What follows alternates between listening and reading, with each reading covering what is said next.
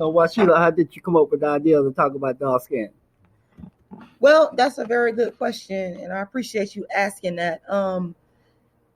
Like I tell people all the time, when I was growing up, there was nobody talking about dark skin, colorism.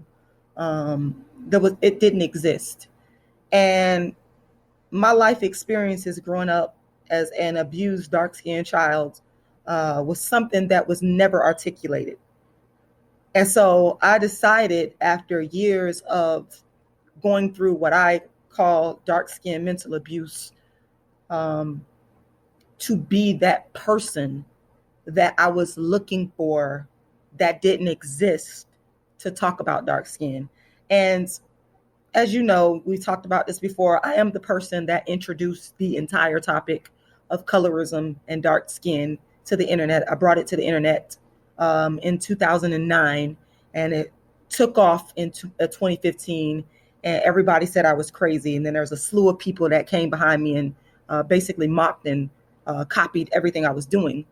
But this whole thing called dark skin activism, it actually came out of my own life experience. People have no idea that when they, you admire someone and you look at their work, and we live in the age of the internet now where people can just watch what you do and think that they can just go duplicate it, but you can't duplicate the actual true experience and suffering that dark skin activism and the world's first dark skin activist came out of. It came out of an organic place of just struggle growing up being a dark skinned woman. And again, a big thing that I want to talk about now, because a lot of people are, they talk about colorism, but again, it doesn't come from an organic place. Dark skin activism is very organic and very real because it predates anything that's being spoken about on the internet or on television. In fact, another thing that you may know or you might not know is I was the first person to introduce this narrative of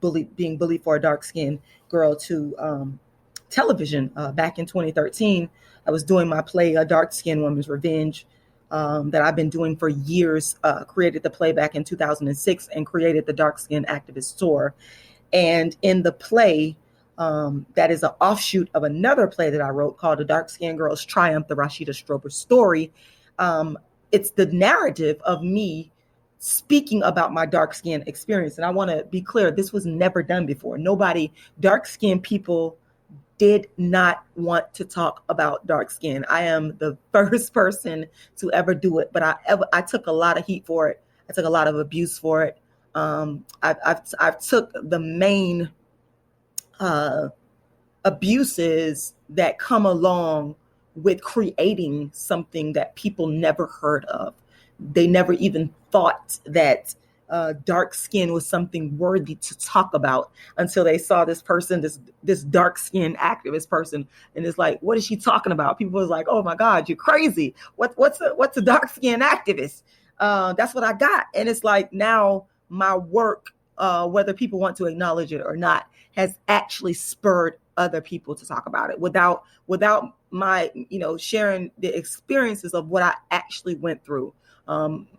Growing up, my real life experience as a dark skinned girl, and then turning around and saying, I'm not going to only internalize these experiences. I'm going to create something that's never been done before called dark skin activism, which is the first platform in the history of the world. Actually, there's no one that's ever created a platform like this before. I'm actually the first person to do it. And I don't say it to brag. I said to give people the facts, because this is very important. Dark skin is so important to me that I want, when I'm dead and gone, I want people to know the truth about how dark skin activism came about, that it came out of the dark skin activist Rashida Strober's real life struggle. This struggle cannot be duplicated in terms of the entire history of where it came from. Me, Rashida Strober, struggling to deal with people, my family, the poverty that I went through, the abuse that I went through, everything, and to create something called dark skin activism. That's the first movement in history to ever address this issue, something positive. I was homeless. I ended up getting my master's degree, and I just decided that I was going to make